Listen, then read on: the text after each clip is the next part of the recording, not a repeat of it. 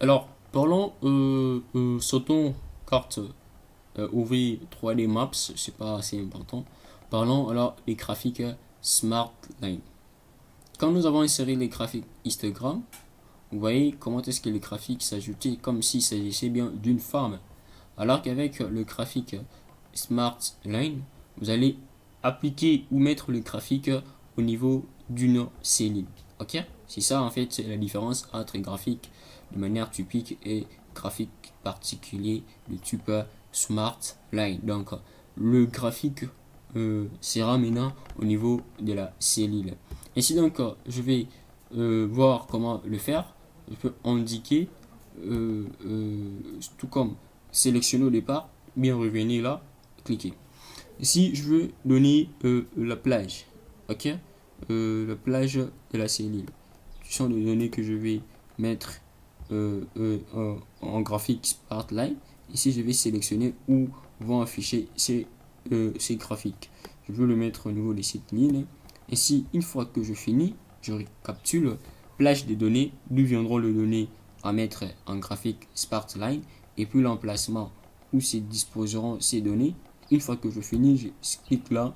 Vous voyez comment est-ce que ça représente. Vous voyez, il y a une flèche qui monte et puis qui tend à être stationnaire, ce qui veut dire euh, la première ici, c'est 44.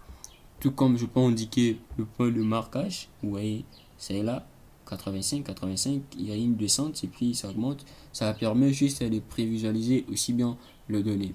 Je peux mettre en termes de graphique, vous voyez aussi bien ce que ça donne que juste par données. Ok? Je peux modifier point haut. Le point haut, je mets en rouge. Par exemple, je peux le point bas, je le mets en bleu. Vous voyez ce que ça fait.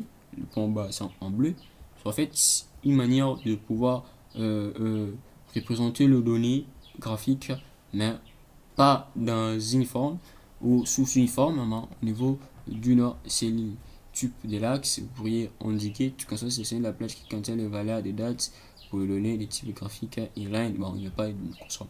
Alors, c'est ce qu'on doit au moins connaître avec le graphique Spotlight.